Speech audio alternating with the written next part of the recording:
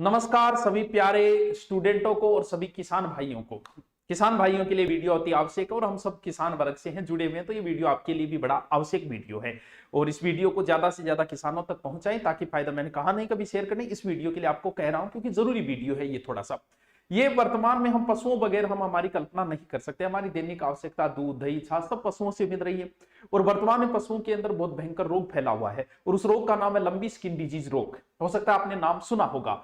यह लंबी skin disease रोग जो कि एक वायरस रोग है, कैम्प्रीपोक्सी या फिर जिसे कहते हैं नितलिंग वायरस, नितलिंग या कैम्प्रोपोक्सी वायरस। देसी भाषा में, सीधा गांव की भाषा में बात करूं, क्यों गांव के अपने बुजुर्गों को याद नहीं रहता तो गांव वाला सीधा याद रखो कि गांठियो रोग यानी गंठदार रोग, यानी पशुओं की गांठ हो जाती है, वही है गंठदार रोग जिसे हम कह सकते हैं।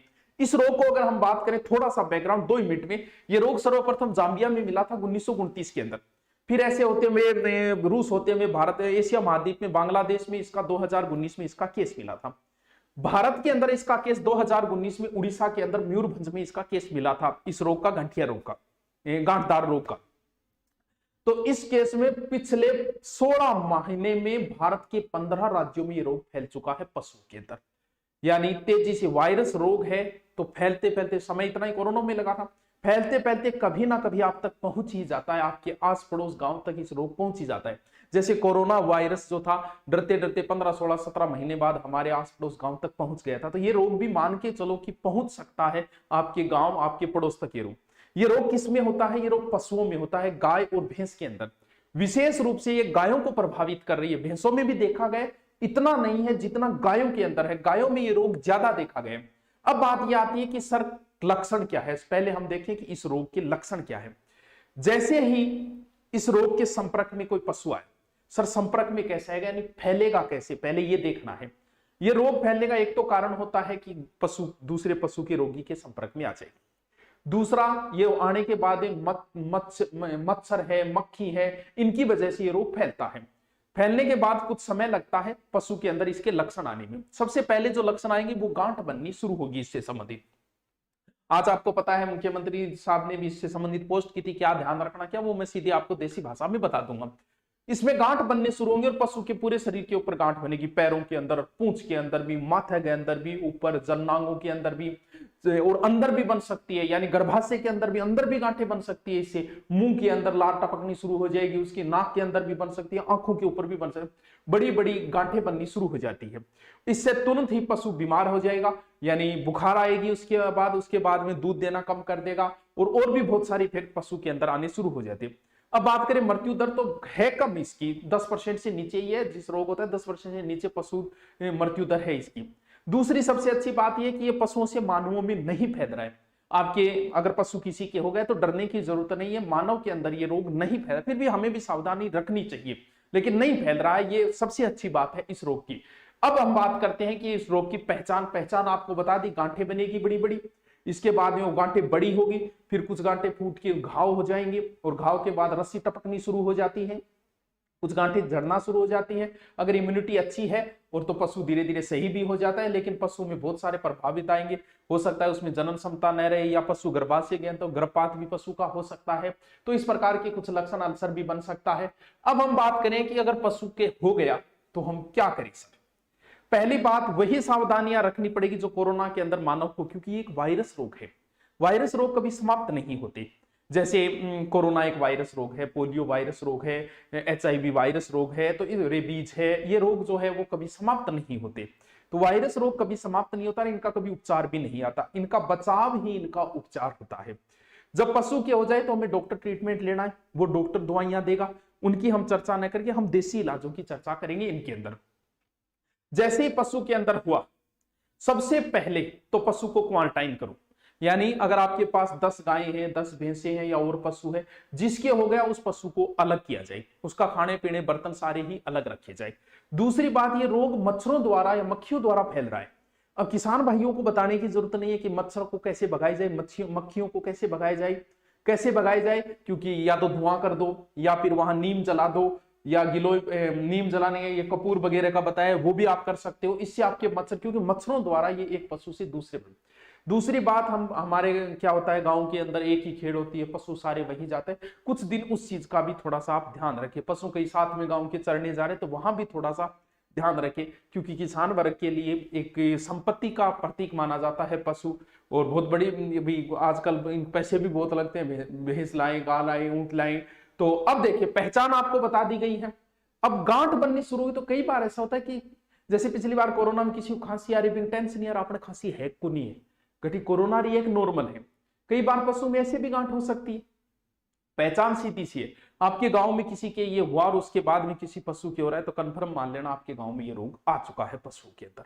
अब बचाव एक से दूसरे के हो रहा है तो मतलब कंफर्म आ चुका है। पहचान सीधी सी है, अब इसकी कोई जांच थोड़ी कराओगे। अब बात करने की इसका इलाज क्या है। किसी भी वायरस रोग का इलाज ओनली फॉर इम्यूनिटी पावर होता है। जैसे कोरोना का क्या था, इम्यूनिटी पावर, हम लोग इम्यूनिटी की चीजें खा रहे थे तो वही इम्यूनिटी पावर। अब बात है कि पशुओं की इम्यूनिटी कैसे बढ़ाई जाए। पशुओं की इम्यूनिटी पावर ही जरूरी है। पहली बात सबसे अच्छा, अगर पशु के अंदर हुआ है तो सबसे पहले क्या करना है, एक तो आप क्योंकि ये एक त्वचा का रोग है जिसके अंदर पशु की खुजली आना, ये चीजें होगी, ये एक स्किन डिजीज रोग कह सकते हैं हम इसे। पहले अगर आपके नहीं भी आए तो भी आप ये काम कर सकते हो। क्या करना है, नीम की पत्तियां लाके और उसे पानी में उबालेंगे और उसके बाद पानी ठंडा हो जाए तो आप अपने पशु को इससे नहला सकते हो। अगर आपके पशुओं में नहीं आए तो भी ये प्रयोग कर सकते हो, ये नॉर्मल चीज होती है ये। इसके बाद में पशु की इम्यूनिटी पावर कैसे बढ़ाई जाए। इम्यूनिटी पावर बढ़ाने के लिए आप पशुओं को आंवला, सूखे आंवले भी खिला सकते हो। इससे अगर आपका पशु गाभिन भी है तो भी कोई फर्क नहीं पड़ेगा, आंवलों से कोई ज्यादा साइड इफेक्ट नहीं होता। आप सूखे आंवले पीस के पशु को 25 से 50 ग्राम तक खिला सकते हो। इसके अलावा जो गिलोय होती है, गिलोय की कुछ पत्तियां लाके अपने पशु को खिला सकते हो। इससे भी पशु की क्या बढ़ेगी, इम्यूनिटी पावर आपकी बढ़ेगी।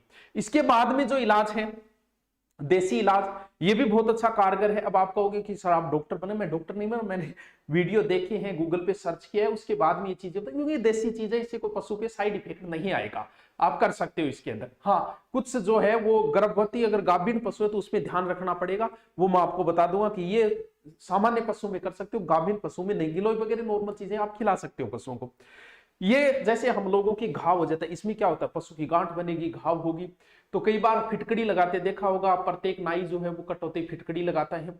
तो करना क्या है, आपको थोड़ी आधा किलो फिटकड़ी ले लें और लगभग 20-25 लीटर पानी यानी एक बाल्टी के बराबर पानी के अंदर उस फिटकड़ी को घोल ले। घोलने के बाद पशु को आप पूरे को नहला सकते हो, क्योंकि इससे घाव वगैरह भरने के चांस, यानी पूरे पशु को उससे क्या करा दो, स्नान। ये होने के बाद में वो नीम वगैरह तो ऐसे ही कर सकते हो। ये अगर पशु के हो गया तब आप क्या करना है, पहले तो ये प्रयोग करें आप। इसके बाद में तुरंत ही एक दूसरा प्रयोग करना है। क्या करना है, ये देने के बाद ये दूसरी खुराक दो, कारगर बताई गई है। ये क्या है, बाजरी को आटो पीस लो, महीन भी नहीं होना चाहिए, थोड़ा मोटा, पशु के खाने लायक आप पीस सकते हो। उसमें 2 बड़ी चम्मच हल्दी डाल दो। उसके बाद में उसमें देसी घी, गाय का ही घी होना चाहिए। बहुत सारे गाय के रोग तो गाय को घी देने से ही हो जाते हैं। उसमें 50 से 60 ग्राम आप घी डाल दो। फिर उसको बना लो लोथा, यानी रोटी बनाने के लिए अगर सूखा है थोड़ा पानी भी डाल सकते हो, यानी ओसन लेवल। ओसन के 2 मोटी रोटी बनाओ, रोटी बना के भी सेको, सिर्फ एक साइड से सेकना है उस रोटी को, दोनों साइड से नहीं सेकना है। और वो आप अपने पशुओं को खिलाई, इससे इम्यूनिटी पावर बढ़ेगी पशु की और बहुत अच्छा फर्क आना भी नजर आ जाएगा।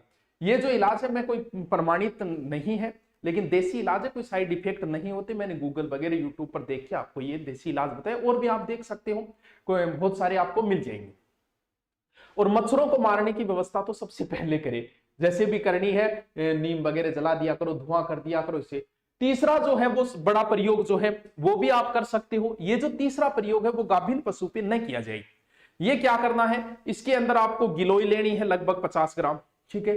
इसके अलावा अगर 20 तुलसी के पत्ते ले लो, 8 लूंग ले लो, आप लिख भी सकते हो तो बाकी भी पहले वाले प्रयोग भी करते हो। बाकी देखो डॉक्टर को तो सबसे पहले बुलाना है, वो जो डॉक्टर आप देगा, जैसे खुजली की दे देगा डॉक्टर और वगैरह उन चीजों में, वो तो डॉक्टर के काम है, वो नाम बताने से भी क्या फायदा है।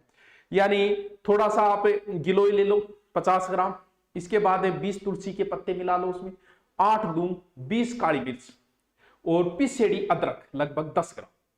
जितनी मात्रा बताइए उतनी ही होनी चाहिए, कम ज्यादा नहीं होनी चाहिए। दोबारा देख लेना क्या क्या। फिर 1 लीटर पानी में उसे घोल लो। जब पानी उबालो 1 लीटर पानी में, जब पानी आधा लीटर बचे तब उसमें थोड़ी सी हल्दी मिला दो, ठीक है। 2 चम्मच लगभग 5 दिन तक ये भी पशु को कर सकते हो, लेकिन गाभिन पशु के अंदर ये न करें। ये एक रोग है, अगर आ जाए तो कोई ज्यादा डरने की जरूरत नहीं है। अगर अच्छा इम्यूनिटी पावर है तो पशु धीरे धीरे सही हो जाए, लेकिन पशु की बहुत बड़ा नुकसान हो जाता है, बीमार हो जाता है, कमजोर हो जाता है दूध, और बाकी मानवों में नहीं फैलता है, लेकिन ये बहुत बड़े स्तर पर फैल चुका है राजस्थान के अंदर। तो इसे थोड़ा सा ध्यान रखें, बचाव ही उपचार है। Okay, thank you. कैसा लगा आपको वीडियो ये भी जरूर बताएं और किसान भाइयों तक इस वीडियो को भी पहुंचाएं। ओके।